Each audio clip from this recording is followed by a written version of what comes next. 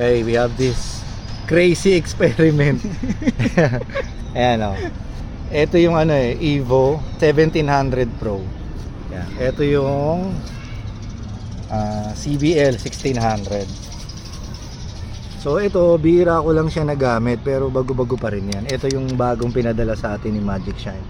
So magna night ride kami ni Tristan around Clark and New Clark City. Tapos itetest namin kung alin yung mas matagal yung battery life. So ang usapan, anong usapan natin? Ang usapan namin, kapag ka natalo tong bago, yung Evo 1700, nauna siya na lowbat, kanya na to. Ayan, may video yan, may video. Si Minder sa akin na daw yan. Kanya na yan CBL 1600. Sariwa to kasi, yun nga yung Hori 900 yung madalas kong gamitin. Tsaka yung 1300 na galing kay Bike Spot. So yun lang. Yan, gas-gas yung bike ko. Uy, teka. Hindi ko alam kung saan nag-gas yan.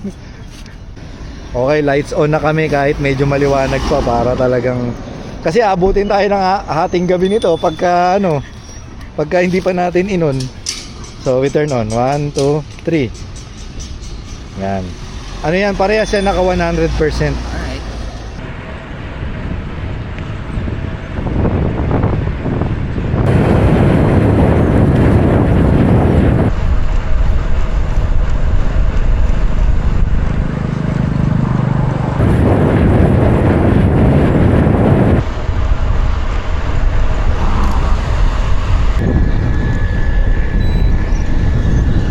Okay. Wala kami sa Orange Bridge. So diretso na tayo sa Access Road papuntang New Clark City.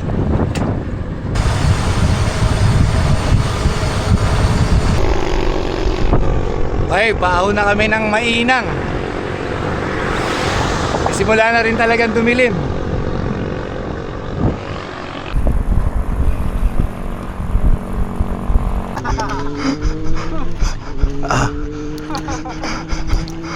Yahoo!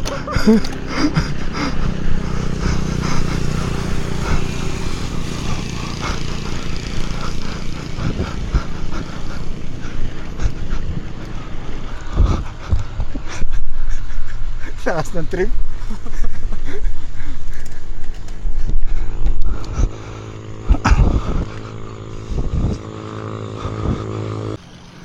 Grabe liwanag, no?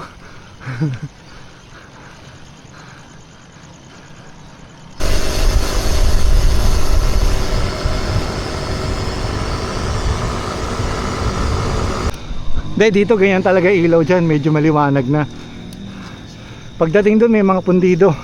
Mas malaki yung sakop nung nung bagong model, no? Tapos na yung mga ahon. Lusong naman. Tapos yung pabalik.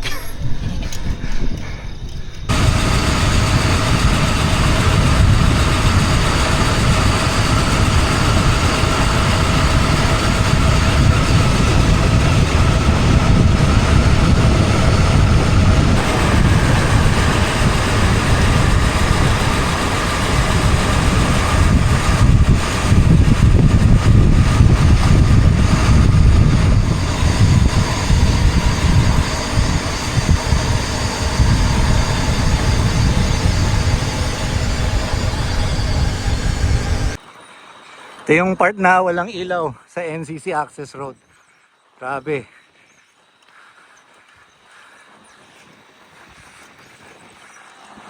So, napundi siguro yan. Pundido na yung mga solar lights. Mababa rin to eh. Siguro around 500 meters din.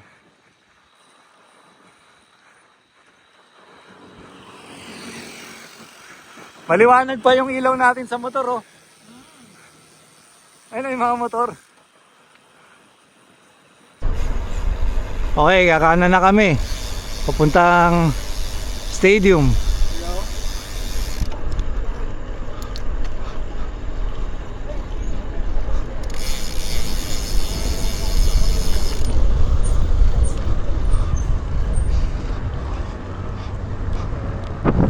Yun, medyo maliwanag na dito.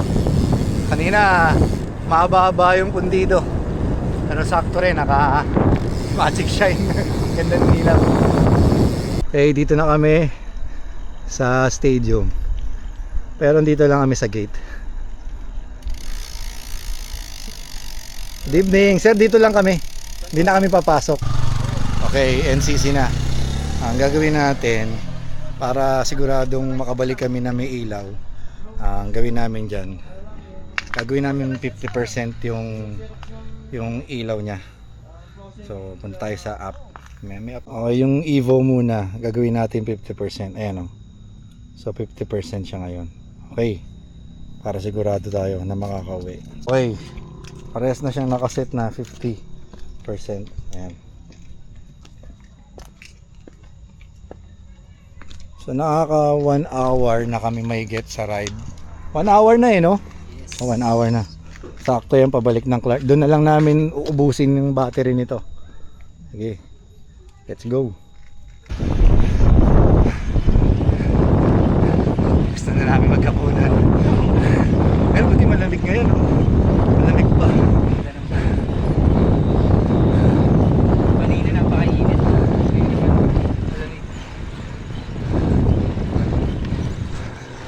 Okay pa yung mga ilaw namin.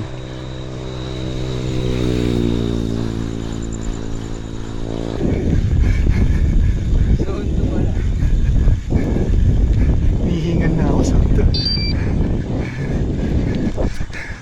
Tapos na yan. Dalawa na lang. Tsaka isang baby climb. 3 bali. Yung ano sa Cobia pa pala.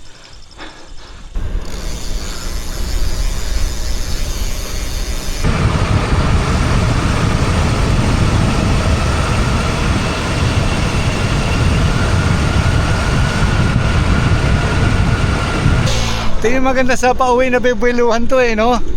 Yung pabalik, yung papunta hindi na bebeluhan Okay pa yung mga ilaw namin. Green pa, green. Ayan, aon ulit tayo ng mainang. May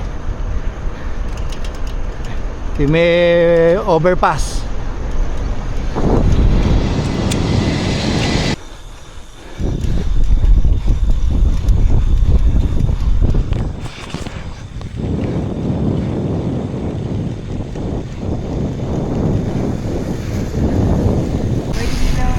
Sarap magbike sa Clark. Solid magbike sa Clark.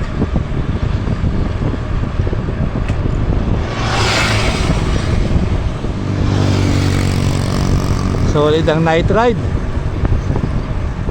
Tayo sa Airport Road, Clark.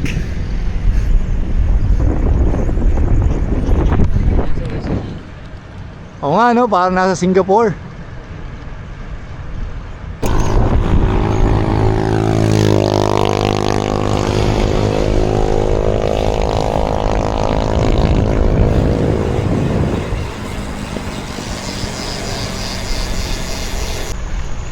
Sana yung bike lane may ilaw kahit pa paano. Dapat may ilaw dito no? Kahit pailan-ilan lang. Yung main road okay, well lit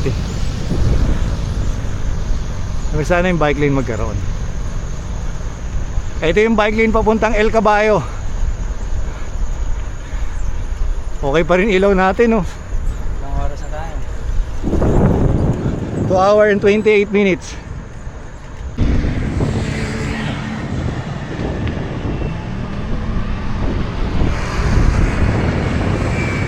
Kabayo na.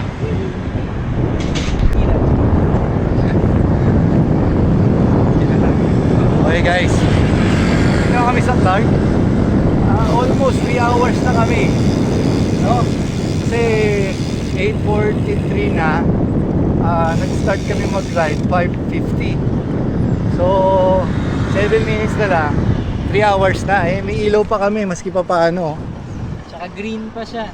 Oo, may ilaw pa kami So ang gagawin na lang namin, iuwi na lang ni Tristan yung ilaw. Plus 30 minutes. Sesend niya na lang sa akin kung anong oras siya malulobat. Ganun din yung sa akin. Para sinanap na kami ng mga misis namin eh. Shout out, Faye. Pauwi na ako. Love you. Okay. Shout out mine. Pauwi na. So, gagawin na lang natin. Tagal kasi ng malobat.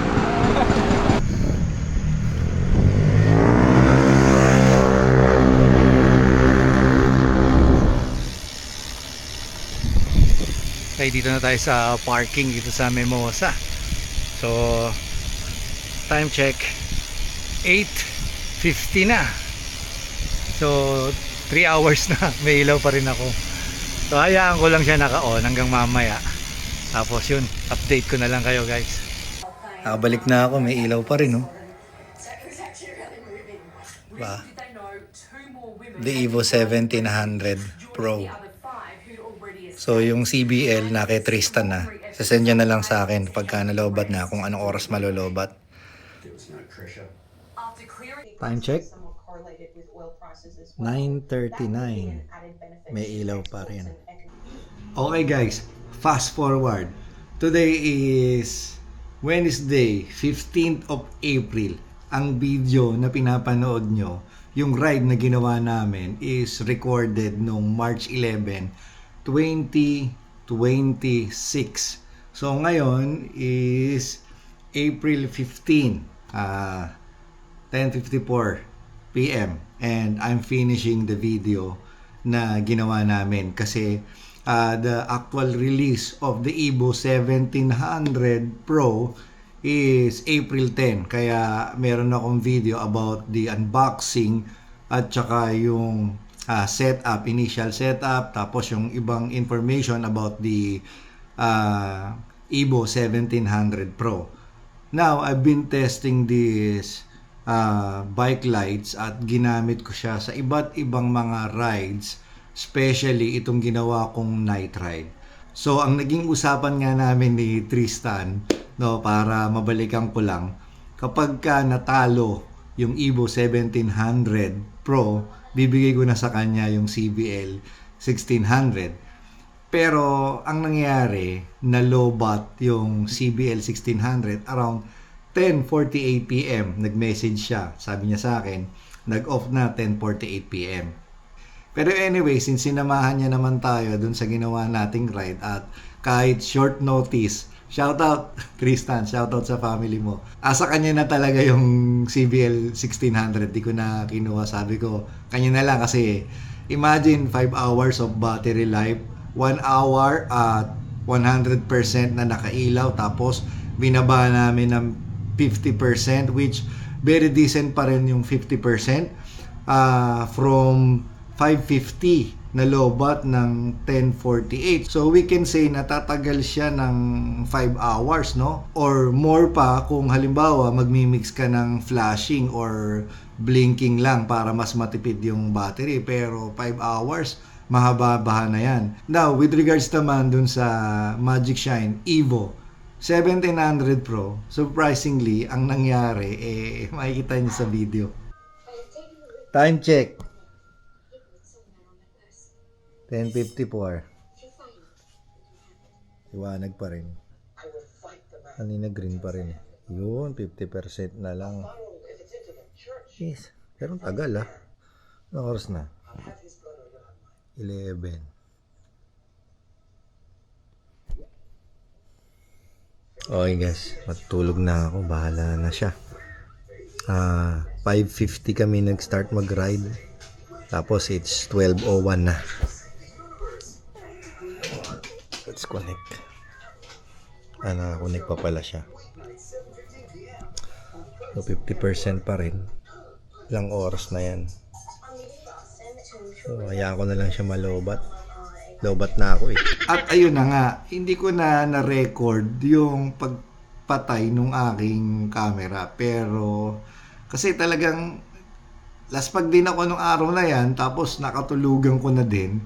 Pero around 2 AM nag-toilet ba ako. May ilaw pa rin siya, pero red na siya, no? Pero nung bandang alas 4 ng madaling araw, pag gising ko, wala nang ilaw. So, beyond that time, mga 2 to 3, I think, namatay yung Evo 1700. So, masasabi ko, pwede na to na magamit mo sa iyong mga rides and adventure and long rides na para sa ganito kalaki na ilaw, 8 hours real world testing, decent na rin mga kapadyak.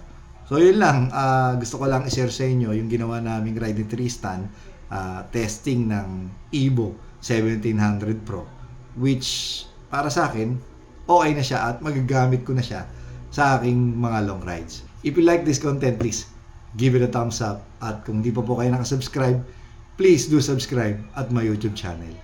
Ride safe, stay healthy, God bless you all. This is the Cycling Chef.